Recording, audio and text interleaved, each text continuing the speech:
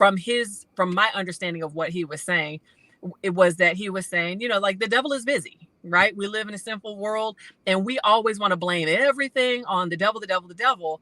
And he was saying that, the devil does it. The devil is smart, right? And he's been busy for a very long time. And so you don't necessarily have to be his ultimate focus. You know what I mean? Like he wants to destroy you, but he doesn't have to focus on you. What he did already was focused on your great, great, great way back in the line. And what he did was he tipped that domino way back there. And it's been tipping, tipping, tipping, tipping. And now you are still feeling the effects. And